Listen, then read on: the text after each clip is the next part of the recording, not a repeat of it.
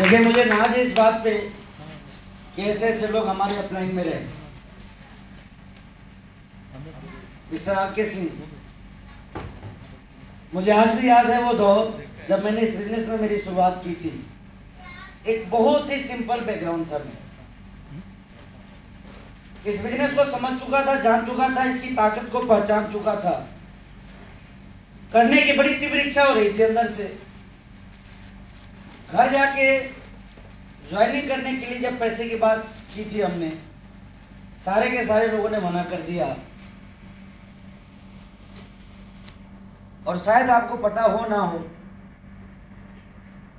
मेरे upline mister R K. Singh ji ने अपने पैसे से मुझे ज्वाइन करवाया।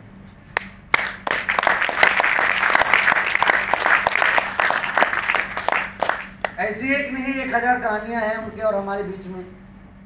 साथ ही साथ बात जब हिंदुस्तान में आरसीएम की हो तो हमेशा एक शख्सियत का नाम आता ही आता है और बड़ा ही गर्व होता है हमें इस बात को लेके कि वो हमारे अपलाइन में है। और दूसरा गर्व इस बात को लेके भी है कि मैंने यदि आरसीएम को समझा है तो वैसे ही महान शख्सियत के माध्यम से समझा है, मिस्टर अजय सिंह।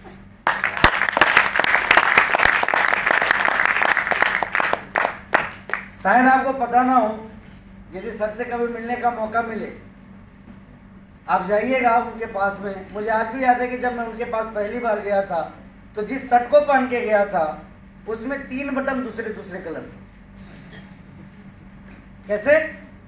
दूसरे कलर के। और इससे आप ये अनुमान लगा सकते हैं कि हमारी फाइनेंशियल स्थिति कैसी रही हो। इससे ज्यादा भी कुछ बताने की जरूरत है क्या? नहीं। लेकिन आज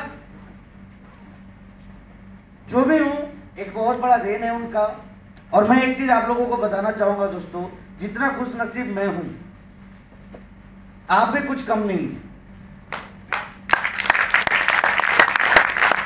कम क्यों नहीं है, जानना चाहते हैं आप? yes. जानना चाहते हैं? yes. देखिए, इतने यस में मैं नहीं बताऊंगा आपको कुछ।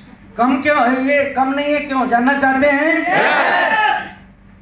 पीछे मेरा बहुत बड़ा कार्यक्षेत्र है आरसीएम में, वाराणसी सर। और वहां से जो सांसद हैं वो संयोगवश हमारे हिंदुस्तान के प्रधानमंत्री भी। क्या है?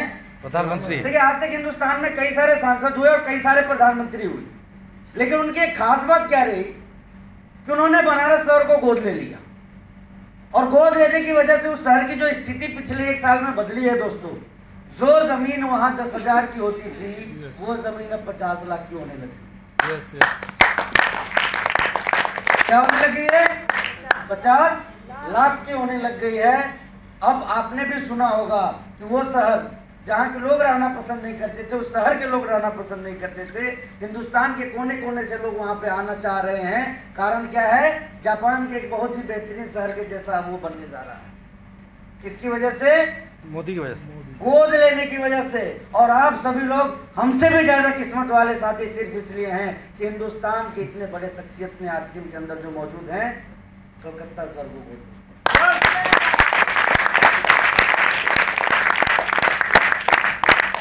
सीधी सी बात है दोस्तों, जब किसी के गोद लेने से 10,000 की जमीन 50 लाख की हो सकती है, तो यहाँ भी किसी के गोद लेने से यदि आपकी 500 की इनकम है तो वो 50,000 पे जा सकती है। तो तैयार हैं आप लोग? दोस्तों, मैं सिर्फ सुजीत कुमार सिंह पटना से हूँ। 2002 में मैंने मेरी शुरुआत की थी आरसीएम में। शुरुआत करने के टाइम में मैं बीएससी पार्ट 2 केमिस्ट्री ऑनर्स का स्टूडेंट था। Simple background. अमीर बनना चाहता जरूर था, जरिया मेरे पास में अमीर बनने का कोई नहीं था। जब कभी मैं कॉलेजों में जाता था, अपने अमीर दोस्तों से मिला करता था, तो एक चाहत बनती थी कि काश मैं भी अमीर बाप का बेटा हूं। जब कभी उनके घर में जाने का मौका मिलता था, उनकी लाइफस्टाइल को देखने का मौका मिलता था, एक उम्मीद मेरे अंदर भी जगती थी कि काश मेरे पास भी एक ऐसी जिंदगी होती। और जब कभी उनको लंबी लंबी गाड़ियों में चलते हुए देखा करता था, एक आस निकल जाती थी कि काश मेरे जीवन में भी ऐसा कुछ हो। चाहते बहुत थी। देखिए, एक आम आदमी में और मेरे में इतना ही फर्क था कि पूरी दुनिया भी अमीर को देखती है, उनके ऊपर शायद कोई फर्क पड़े या ना पड़े, लेकिन मेरे अंदर एक अच्छी बात ये थी कि जब मैं अमीरों को देखता था, ना सिर्फ आह निकलती थी बल्कि एक चाहत भी पैदा हो जाती थी कि मुझे भी अमीर बनना है। हाथ पांव चलाना शुरू कर दिया इसके लिए, लेकिन कोई परफेक्ट जरिया मेरे पास में नहीं आया। और परमपिता परमेश्वर को तहे दिल से इस बात के लिए मैं धन्यवाद देता हूं कि मेरी जिंदगी में बहुत ही सही समय पे उन्होंने आरसीएम रूपी जरिया भेजा था, जिसकी वजह से मैं आज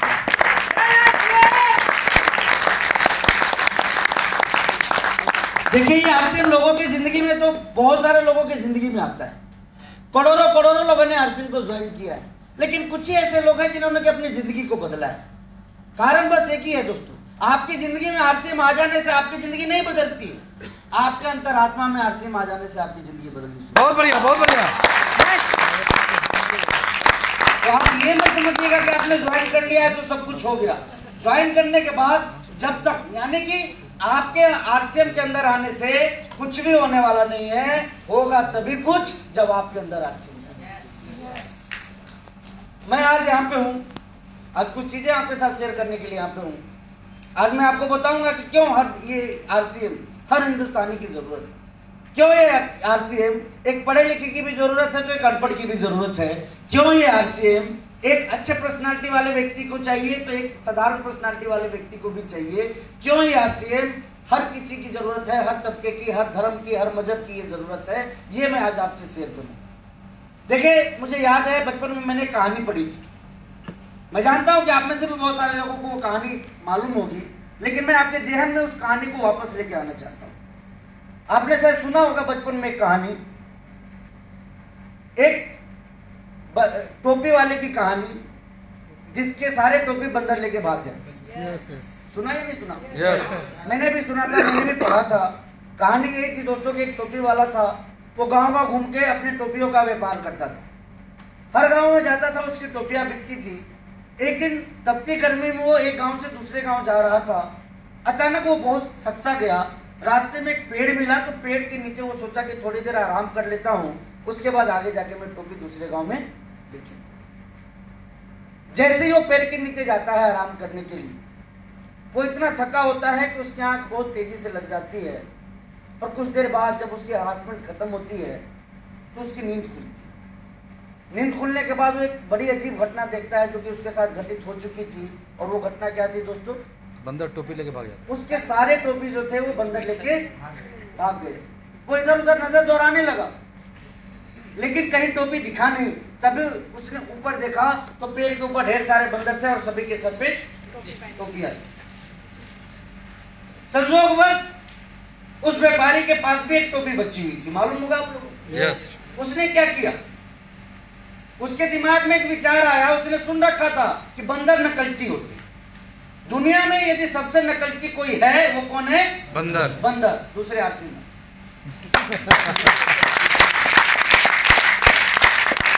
लेकिन अभी मैं मेरी बात नहीं कर रहा हूं, अभी मैं किसकी बात कर रहा हूं? उस बंदर की बात कर रहा हूं। उस व्यक्ति को मालूम था ये कि दुनिया में सबसे ज्यादा नकलची कौन होता है? बंदर। बंदर। उसने क्या किया कि जो आखिरी टोपी उसके पास में थी उसको उसने जमीन पे तेज से दे मारा, पटक दिया। और उसको जब बंदरों ने देखा तो बंदर भी दिमाग हमारे आपके जैसे नहीं लगा। वो क्या किए? निकाले और फेंक दिया। और जैसे उन्होंने टोपी फेंका, टोपी वाले ने क्या किया? सारी टोपियों को इकट्ठा करके वापस दूसरे गांव में जाके बेचना शुरू किया। इस घटना को हुए, कहानी यहां तक सुनी होगी आपने, लेकिन मैं इसके आगे की थोड़ी बात कर रहा हूं। इस घटना को हुए 40-50 साल हो गए। 2 जनरेशन चेंज हो गया उस व्यापारी का। उसके बच्चे हुए और उसके बच्चे के भी बच्चे हुए। अब वो टोपियों का व्यापार उस व्यापारी के बजाय उसका जो पोता हुआ करता था वो करना शुरू किया। एक दिन बिल्कुल सामान्य सी घटना उसके पोते के साथ भी होती है। वो भी किसी गांव में गया हुआ था टोपी बेचने। टोपी बेच के वो दूसरे गांव जा रहा था। बहुत गर्मी थी, थक गया और ठीक सेम कंडीशन की तरह वो पेड़ के नीचे सो गया। और घटना भी उसके साथ वही घटी जो उसके दादाजी के साथ 50 साल पहले घटी थी। घटना क्या थी? सारे बंदर टोपी लेके भाग गए। लेकिन वो उठा, पहले तो वो परेशान हुआ, इधर उधर देखा। जब भी उसके जेहन में दादाजी वाली कहानी याद आ गई उसने कहा कि चलो टेंशन की कोई बात नहीं, बंदर तो बड़े नकलची होते। उसने क्या किया? एक टोपी जो उसके पास बची थी उसको उठाया और जमीन पे दे मारा उसने। और जैसे ही वो टोपी फेंकता है क्या होता है? दूसरा बंदर उसे भी लेके भाग जाता है। एक छोटी सी बंदरिया पेड़ से उतरती है और दौड़ के वो टोपी लेती है, वापस पेड़ पे चढ़ती है। वो परेशान, कि यार दादाजी ने तो ये बताया था कि जब टोपी फेंकोगे तो सारे बंदर भी निकाल के फेंक देंगे। ये क्या हुआ कि ये जो आखिरी टोपी भी मेरे पास बची थी वो बंदरिया लेके पेड़ पे चढ़ गई। उसने बंदरों से पूछा कि मैंने सुना था कि मैं जो कर आपको दिखाऊंगा वही काम आप करोगे, मैं जब टोपी फेंकूंगा तो आप ही टोपी फेंकोगे, ऐसा मेरे दादाजी ने मुझे बताया था। तो ऊपर से एक बंदर ने कहा कि भाई साहब तेरे दादाजी यदि आपको बता सकते हैं तो क्या मेरे दादाजी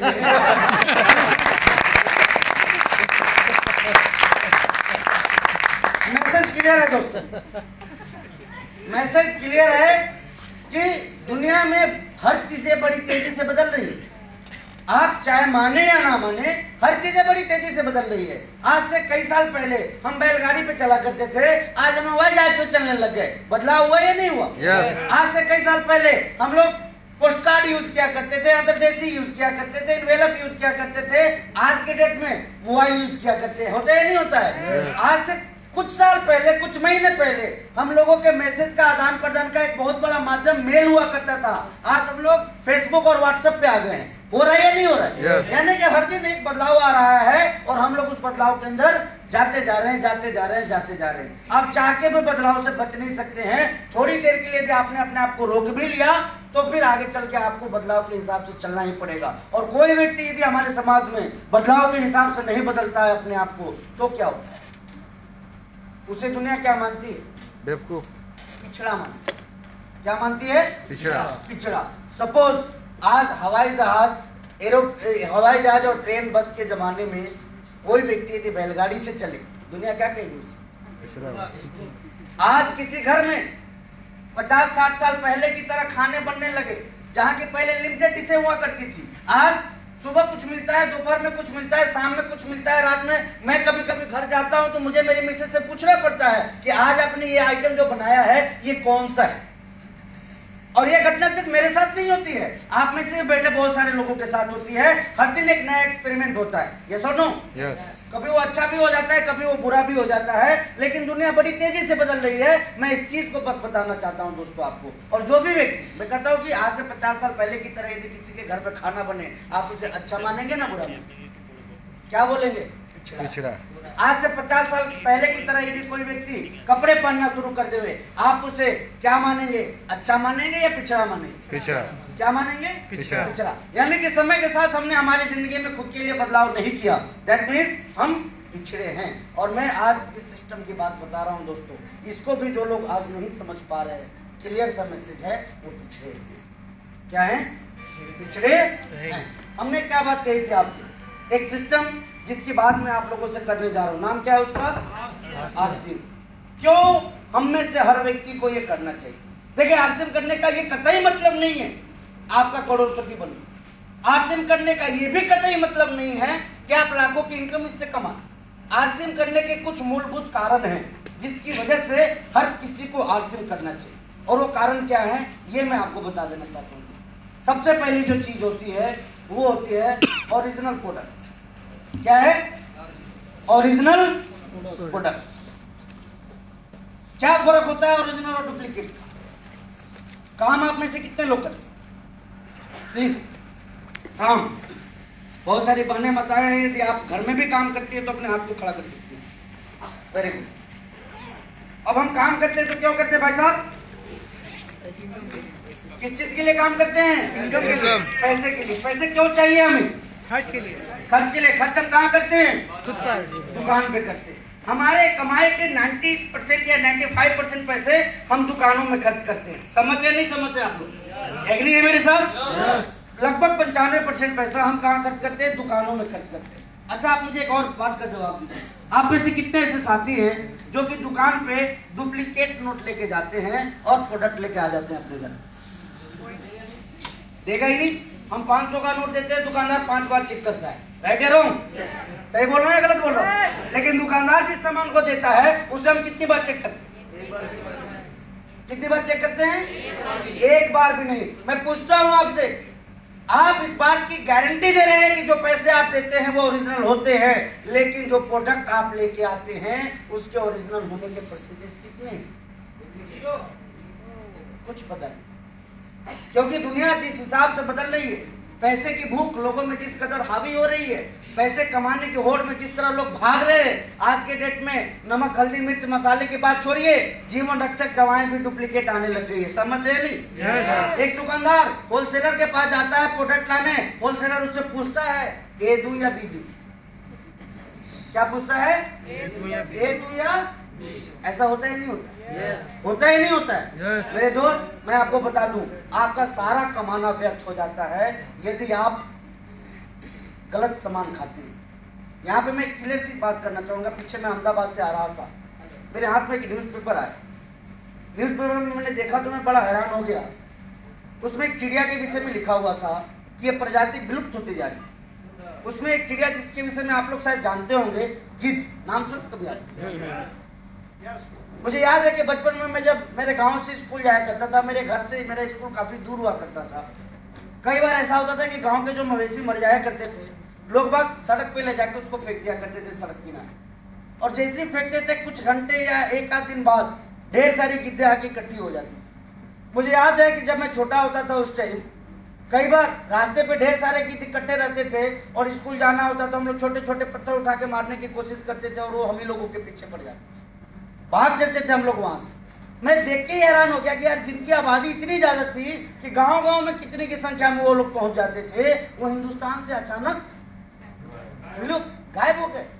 मात्र उसने बताया था पेपर ने कि पूरे हिंदुस्तान में 500 की संख्या बची। कितने की? 500 की संख्या।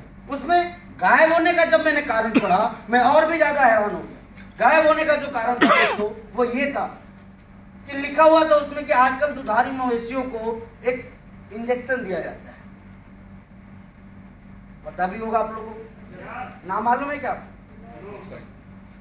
चलिए मुझे भी नहीं मालूम होता तो डॉक्टर को, लेकिन इतना तो मालूम है ना कि इंजेक्शन दिया जाता है। उसमें बताया हुआ था कि जो इंजेक्शन दिया जाता है और उस इंजेक्शन पड़ने वाले मवेशी की यदि मौत हो जाती है और उसके मांस को यदि कोई गिद्ध खा लेवे तो कई बार रिएक्शन इतने खतरनाक होते हैं कि उसके ऑन स्पॉट डेथ हो जाती है। और ऑन स्पॉट हो या ना हो, कुछ घंटे बाद उसका मरना निश्चित। क्या है? निश्चित। अब बताइए, गिद्ध भले उसको चिड़िया के श्रेणी में रखा जाए, लेकिन किसी जीते जाते जानवर से वो कम दिखाई देते थे? हाँ जी। लेकिन उस इंजेक्शन से उसकी मौत हो सकती है, तो वो चीज जब हमारे घर में आती है तो उसका असर हमारे आपके ऊपर होगा ही नहीं, होगा ही नहीं होगा। देखिए मैं सीधी सी बात आपसे करूं, आज हम आरसे वाले किसी को जाके बताते हैं कि आप 135 का हेल्थ कार्ड खाओ, क्या बोलते हैं? 135 का हेल्थ कार्ड खाओ। वो बोलेगा नहीं, हमारे यहाँ कितने का आता है? 80। देखिए मुझे कोई सरोकार नहीं इस बात से कि आपके यहाँ 80 का आता है, 60 का आता है, 40 का आता है, 20 का आता है या फ्री का आता है। मुझे इस बात से भी कोई लेना देना नहीं है कि आपके घर में कौन सा ब्रांड आता है। मैं तो बस इतना जानता हूं कि सुबह से शाम यदि आप पसीना बहा के पैसे लेके आते हैं तो बदले में जो सामान आए वो 100% ओरिजिनल होना चाहिए। और ओरिजिनल की गारंटी यदि कोई आज हिंदुस्तान में दे सकता है तो सिर्फ एक ही ब्रांड है, RCM, दूसरा कोई नहीं। समझ हैं? तो RCM हमें क्यों करना चाहिए? ताकि ओरिजिनल प्रोडक्ट हमारे घर में आ सके। करोड़पति बनने के लिए नहीं, ओरिजिनल प्रोडक्ट लाने के। दूसरी चीज, बंगाल में जब भी मैं आता हूं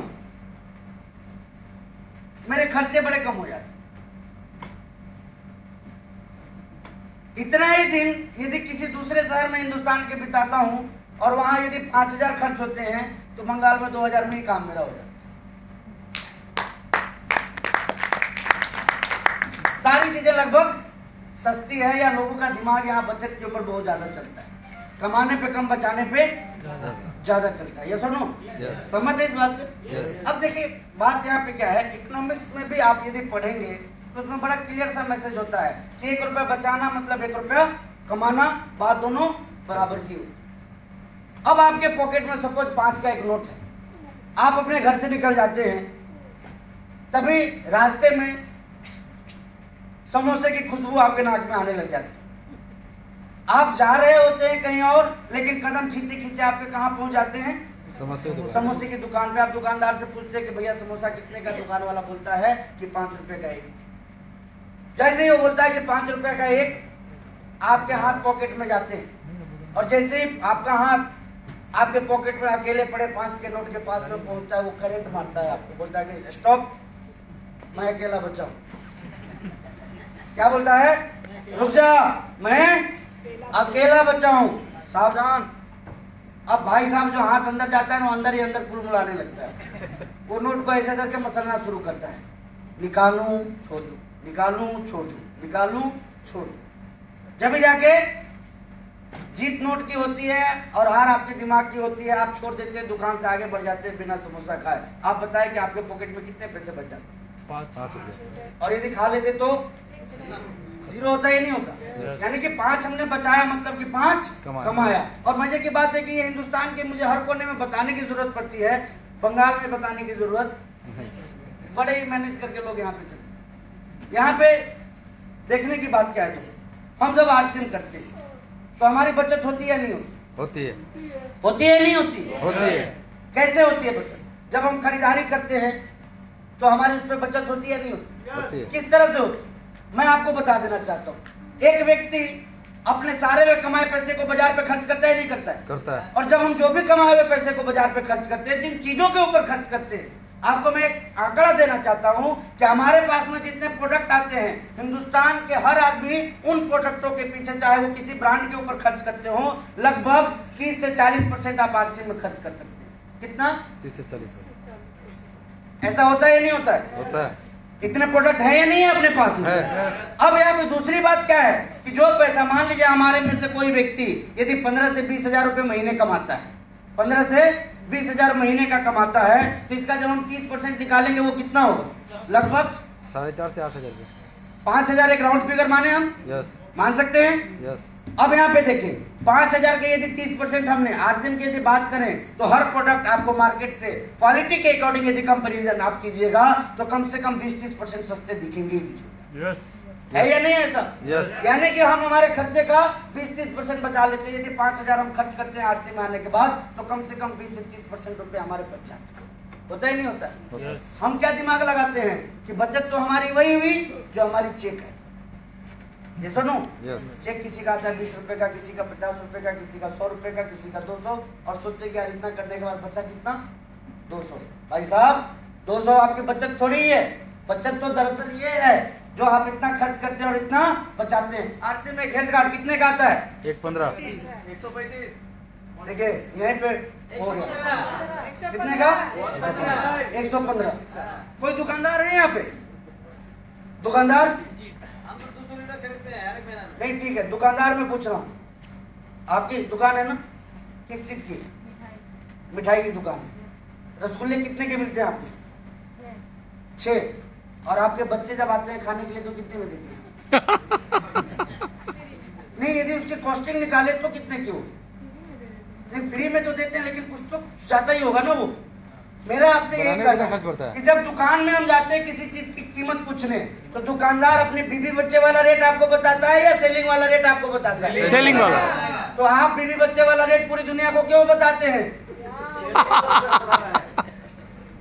रेट कौन सा हुआ? 135। 135 का हुआ, ना कि 115 का। 115 तो हमारी आपस की बात है।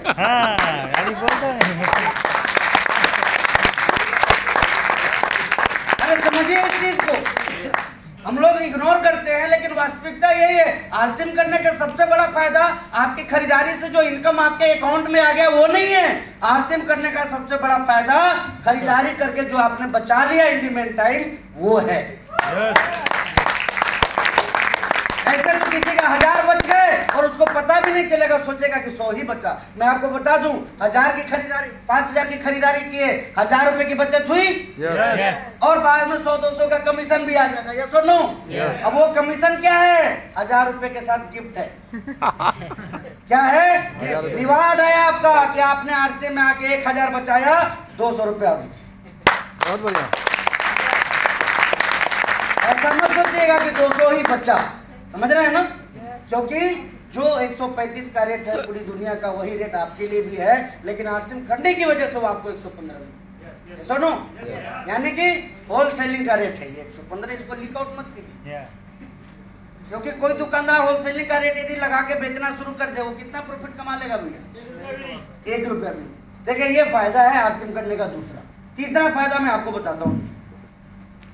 आपने सुना होगा 2 लाख प्लस 50,000 का इंश्योरेंस। अभी भी एक भाई साहब बता रहे थे हमारे बीच, ये भी बता रहे थे कि इस इंश्योरेंस को यदि आप मार्केट से परचेज करेंगे तो हजारों रुपए आपके लग जाते हैं। किसी में 1200 लग जाएंगे, किसी में 1500, किसी में 1800, 3-3 हजार रुपए तक आपके प्रीमियम लग सकते हैं सिर्फ इतने की इंश्योरेंस परचेज करने से।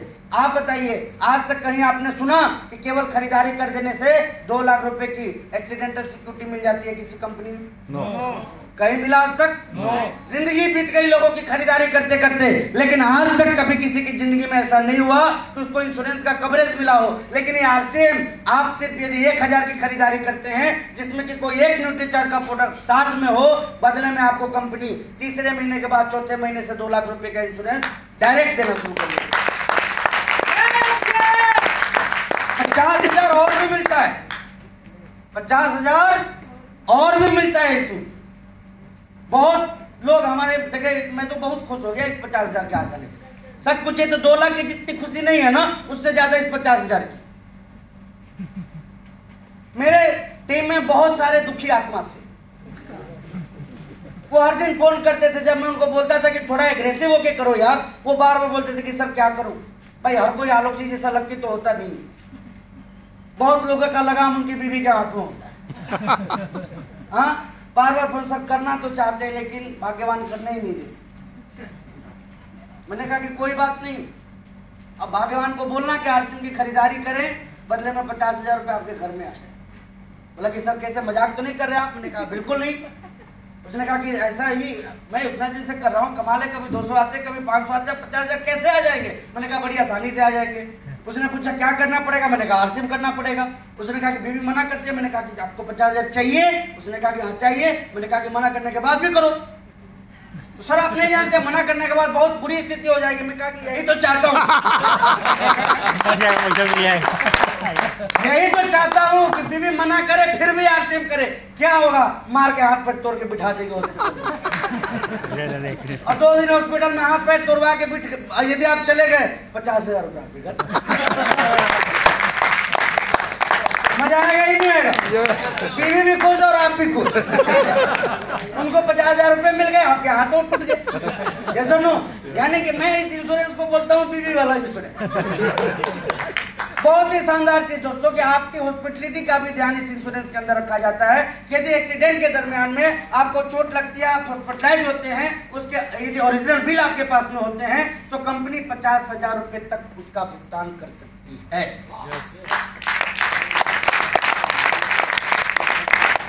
अभी आपकी मर्जी, चाहे मर्जी आप बीवी से तोड़वाइए हाथ पांव या पड़ोसी से तोड़वाइए या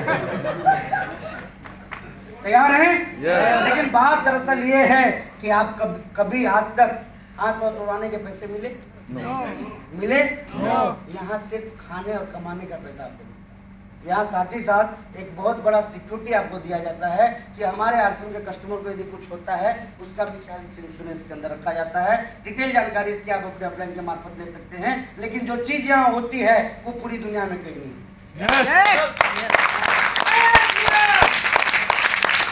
मेरी बात आप समझते हैं? नहीं है? बात आपके समझ में आ रही है? आ रही है? मैं क्या करना चाह रहा हूँ? पहला कारण क्यों आरसीएम करना चाहिए?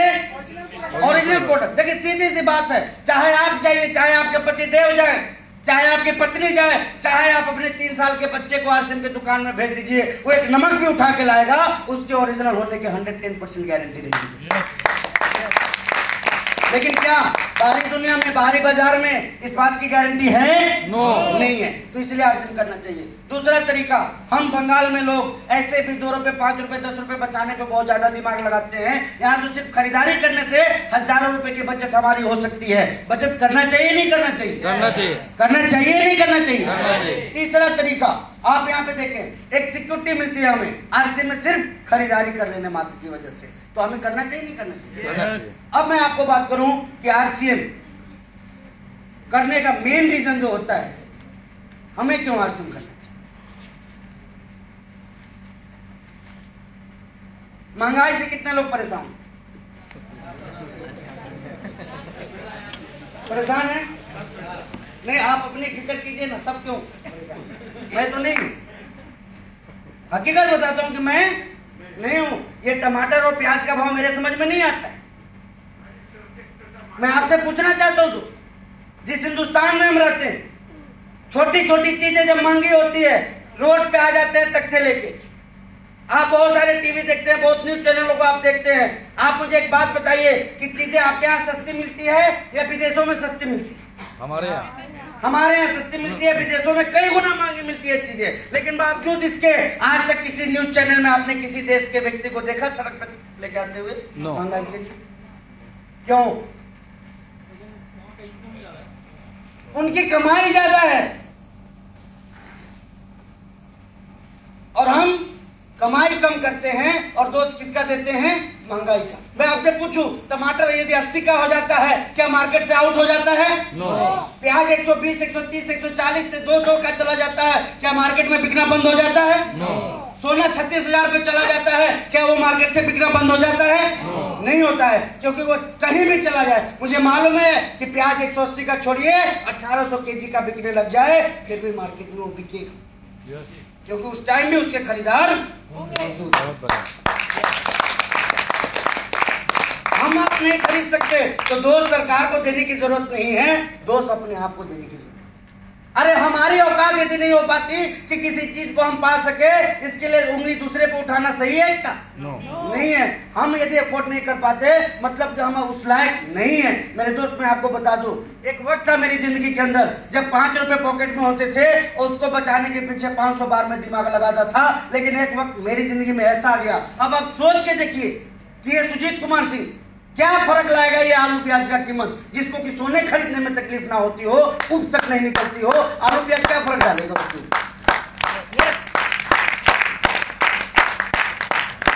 बीवी फोन करती है, मालूम है, मैं पूछता हूं क्या ले आए? मैंने कहा क्या? तो वही जो बोल रही थी। मैंने कहा क्या बोल रही थी? तो आपको तो कुछ याद ही नहीं रहता। मैंने कहा बता तो दो सब कम से कम। तो वो हार जो मुझे पसंद था मैं लिया। मैंने पूछा कितने का? 2.25 लाख का। पूछा बस उसके साथ वो नहीं लेके? बोले कि ना उसको बाद में। तो ये पावर यदि आपको आती है, वो कहां से आती है दोस्तों? आरसीएम से। समझिए इन चीजों को। ये आलू प्याज में यदि उलझे रहेंगे, कहां से सोना खरीदेंगे?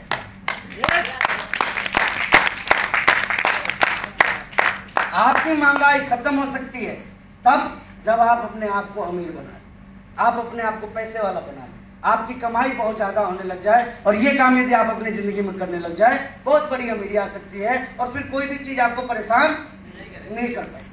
और वो चीज यदि हो पाएगा तो कैसे हो पाएगा? तो उसके लिए हमें आरसीएम के दरवाजे को खटखटाना, खोलना पड़ेगा, इसके अंदर आना पड़ेगा, समझ के इसके अंदर काम करना पड़ेगा। तैयार हैं आप? देखिए बड़ी सिंपल सी चीज है, मैं आपको बता देना चाहता हूं दोस्तों। एक वर्ड जिसका नाम आपने सुना होगा, आप सभी लोगों ने, क्या है? नेटवर्क। क्या है? नेटवर्क। आपको दिख रहा है? यस। क्या है ये? नेटवर्क। देखिए ये दो शब्दों से मिला हुआ है, नेट और वर्क। वर्क का मतलब क्या होता है? काम। क्या होता है? काम। आप लोगों को नहीं पता क्या होता है? काम। और नेट का मतलब क्या होता है? जाल। यानी कि काम का जाल। अब मैं आपको एक चीज बड़ा ही क्लियर बता दूं कि आप चाहे हिंदुस्तान के किसी अमीर व्यक्ति की लिस्ट निकालिए, चाहे आप अपने स्टेट के किसी अमीर व्यक्ति का लिस्ट निकालिए, चाहे आप अपने डिस्ट्रिक्ट के किसी अमीर व्यक्ति का लिस्ट निकालिए, या फिर अपने पड़ोस के या मोहल्ले के या कस्बे का किसी अमीर व्यक्ति का लिस्ट निकालिए, आप एक बड़ी कॉमन सी चीज सारे अमीरों में देखेंगे। और वो कॉमन सी चीज क्या है? कि जितने भी अमीर हैं, इन लोगों के नीचे काम का एक बहुत बड़ा जाल बिछा हुआ। क्या है? जाल। इनके पेट्रोल पंप है, इनकी बसें भी चलती है, इनके हार्डवेयर की दुकानें हैं, इनके सिनेमा हॉल भी हैं, इनके शॉपिंग मॉल भी है, इनके खेती भी होती है, इनके खटाल भी है, इनके ट्रैक्टर चलते हैं, इनके पता ना मल्टी वर्किंग होती है। क्या? Multi working. कई सोर्सेज होते हैं पैसे कमाने के इनके पास में। और जब कई सोर्सेज किसी के पास हो, सपोज किसी की खेती भी होती हो, किसी का ट्रैक्टर भी चलता हो, कोई दूध भी बेचता हो, एक आदमी ये 3 काम करता हो और किसी महीने ये हो जाए कि उसकी खेती खराब हो जाए, क्या हो जाएगा? दिवालिया हो जाएगा। क्योंकि 2-3 काम उसके और जाल बिछा हुआ है कामों का। क्या? जाल बिछा हुआ है। और एक व्यक्ति के अंदर जितना ज्यादा काम का जाल बिछा हुआ होता है, वो व्यक्ति अपनी जिंदगी में उतना ही आगे जाता है, उतना ही कामयाब होता है। मेरे दोस्त मैं आपको बता दूं, ये जाल किन लोगों के नीचे बिछा हुआ होता है? गरीब लोगों के नीचे। किनके नीचे? जिनके पास जितने ज्यादा पैसे हैं उनके काम के जाल उतने ही ज्यादा फैले हुए। समझते हैं नहीं? राइट या रॉन्ग? राइट। अब यहाँ पे देखिए आरसीएम आपको क्या देती। मैं सुजीत कुमार सिंह आज कलकत्ता में हूं। आप ये मत सोचिएगा कि आज जो मैं काम कर रहा हूं इसी का मुझे रिटर्न मिलना है। आरसीएम एक बहुत ही आधुनिक बिजनेस है और एक चीज मैं चैलेंज के साथ हर जगह बोलता हूं। देखिए इस कलकत्ता शहर में, मैं बात सिर्फ हावड़ा की नहीं करूंगा, इस कलकत्ता शहर में मेरे से ज्यादा पैसे कमाने वाले हजारों नहीं लाखों लोग होंगे। मैं स्पष्ट आपको बताऊं, हजारों नहीं लाखों होंगे, लेकिन जो जिंदगी मैं कमाता हूं वैसा एक व्यक्ति भी आप खड़ा नहीं कर सकते। क्यों? जानना चाहेंगे क्यों?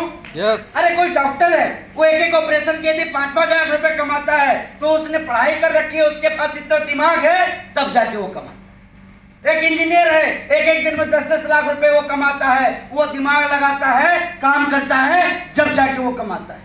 एक बिजनेसमैन है, वो करोड़ों रुपए डेली का कमाता है, लेकिन सुबह से शाम दिमाग भी लगाता है, पसीना भी बहाता है, जब जाके उसके पास में वो पैसे आते हैं। हर कोई अपने दिमाग को लगाता है, तब उसके पास में पैसे आते हैं, लेकिन ये सुजीत कुमार सिंह अपने दिमाग में ताला लगा देता है तो भी इसके पास में पैसे आते हैं। कहीं ऑप्शन नहीं। हर कोई अपनी काबिलियत का पैसा कमाता है और हम आपकी काबिलियत का पैसा। मुझे याद है कि जब मैंने आरसीएम शुरू किया था, लोग बाग मुझे पागल कहने लग गए, और मुझे यह भी मालूम है कि जो भी व्यक्ति ईमानदारी से आरसीएम करता है, सारे लोग उसे बेवकूफ की श्रेणी में लाके खड़ा कर देते, पागलपन की उपाधि से उसे नवाजना शुरू कर देते। लेकिन मेरे दोस्त मैं आपको बताऊं कि कोई अपनी काबिलियत की वजह से पैसा कमाता है वो समझदार, या जो बिना काबिल होकर पैसा कमाता है वो समझदार। बिना काबिल का। हाँ जी, बिना काबिल का। तो पागल हम हैं या वो? कौन है पागल? फर्क बस इतना है कि संख्या अभी हमारी थोड़ी कम है। क्या है? संख्या अभी हमारी थोड़ी कम है। तो बाद में क्या कर रहा था आपके साथ में कि काम का जाल। आज मैं यहाँ पे कलकत्ता में हूँ, मेरी टीम नागपुर में है, मेरी टीम बॉम्बे में है, मेरी टीम हैदराबाद में है, मेरी टीम जोरहाट में है, मेरी टीम पंजाब में है, मेरी टीम दिल्ली में चली जाती है, मेरी टीम बेंगलोर चली जाती है। हिंदुस्तान के कई स्टेट में मेरा अपना बिजनेस होता है, हिंदुस्तान के कई शहर में मेरा बिजनेस जाता है। बिहार में भी है, झारखंड में भी है, बंगाल में भी है, पंजाब में भी है, उड़ीसा में भी है, पता ना कहाँ कहाँ मेरा बिजनेस है। हर जगह की तो जानकारी भी मेरे पास में नहीं है। अब जरा सोच के देखिए कि बिहार में बाढ़ आ गई और सारा बिजनेस ठप, इनकम बंद हो जाएगा? नो, क्योंकि और बहुत सारे बंगाल में हो गया। एग्जैक्टली, बंगाल में बाढ़ आ जाए, पूरा बंगाल डूब जाए। सॉरी। लेकिन महाराष्ट्र में होगा, हो गया नहीं? यार काम का इतना जाल बिछा हुआ है कि यदि 3-4 स्टेट डूब भी जाए तो 10-15 में काम होते रहे। एक आध प्रोजेक्ट फेल भी हो जाए तो बाकी प्रोजेक्ट से रिटर्न्स आते रहेंगे। ऐसा होगा ही नहीं होगा? और ये यदि क्षमता आपके अंदर कोई विकसित कर सकता है, वो कौन कर सकता है? आरसीएम कर सकता है। तो करना चाहिए नहीं करना चाहिए? करना चाहिए। तैयार है? अब मैं दूसरी बात यहाँ पे बताना चाहता हूँ दोस्तों, कि हम तैयार तो हो जाते हैं इस बिजनेस को करने की, लेकिन बावजूद इसके हमसे हो नहीं पाते। कारण क्या होता है? देखिए सीधी सी बात है दोस्तों, मैंने जब इस बिजनेस में अपनी शुरुआत की थी, 100 लोगों के पास जाता था, समझाने की कोशिश किया करता था और सारे के सारे लोग मना करते थे। जब वो मना करते थे मुझे बहुत गुस्सा आता था, और मैं जानता हूं कि गुस्सा मुझे ही नहीं आता है, आपको भी आता है। लेकिन एक बात जो मैं आपसे शेयर करना चाहता हूं कि भाई सब्जी आप भी बनाते हैं, सब्जी बहुत सारी बहनें हमारे बीच में बैठी हुई, सब्जी बनाने आती है आप लोगों को, लेकिन मैं आपसे बेहतर बनाता हूं। मैं गारंटी देता हूं भाई, आप किस तरह से सब्जी बनाती है मैं जानता हूं। कढ़ाई को गर्म करते होंगे आप लोग, तेल डालते होंगे, तेल गर्म हुआ, छौंक लगाते होंगे, मसाले को फ्राई करते होंगे, सब्जी फिर उसमें डाला आपने, फिर थोड़ा फ्राई किया, पानी डाला, नमक डाला, थोड़ा बॉयल किया, उतार। यस, यही तरीका है ना? लेकिन मैं थोड़ा डिफरेंट तरीके से बनाता हूं। मैं क्या करता हूं, कढ़ाई चढ़ा देता हूं, काम वही जो काम आपने किया, थोड़ा तरीका बदलता हूं।